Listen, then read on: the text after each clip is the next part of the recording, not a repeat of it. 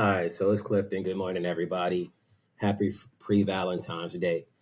All right, I just wanted to have a little walkthrough about people who I try to help, and give you all some examples of what a good website and a bad website look like. So, in front of you is a website that if I see something like this, I would typically reach out and try to help. Here's the reason why.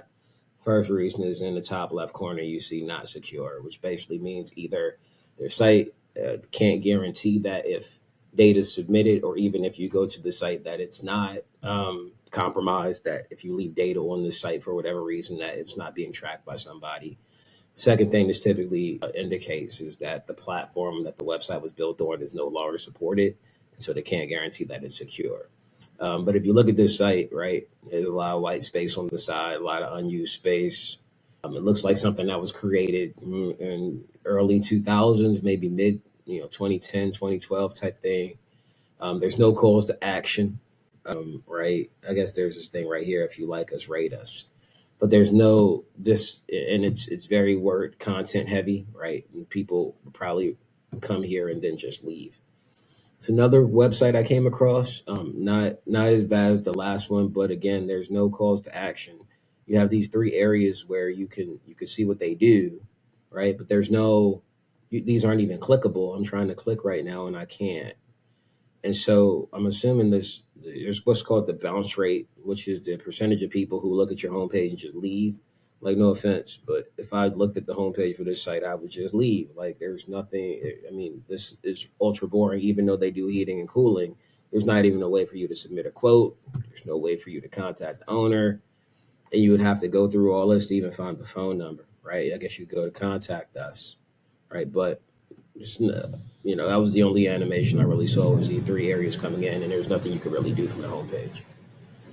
Also, come across a lot of websites where you click on a link and it brings you this, right? This error 404, which means the website's not even loading, but it's clearly connected to a domain. It's just not loading.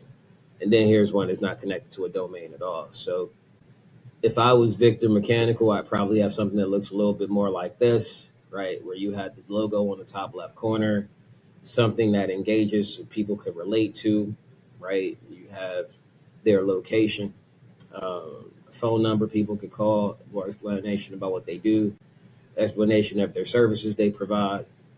I'd have why you could trust them, why you would work with them, right? I have some type of family that's sleeping well at night because of their service. I'd call out all the areas where they work for SEO purposes. I'd show testimonials on the site, and I'd have a way for them to contact them immediately. I'd show where they are on the map. Then I'd also have their specific contact details and their business hours and a blurb about what they do at the bottom, in addition to having their Google profile or any other social media presences they have. This is kind of what we do, is what I do on a daily basis. I try to help companies out that have either no web presence or outdated web presence, or even worse, they don't have a website at all. And I'm not going to be the one in 2026 to try to convince you that you need a website if you're a small business owner. If you're of that mindset, I don't really want to deal with you because I don't think you take yourself seriously. All right, have a good holiday, Valentine's weekend, everybody. Reach out if you or somebody you know needs help. Happy to help.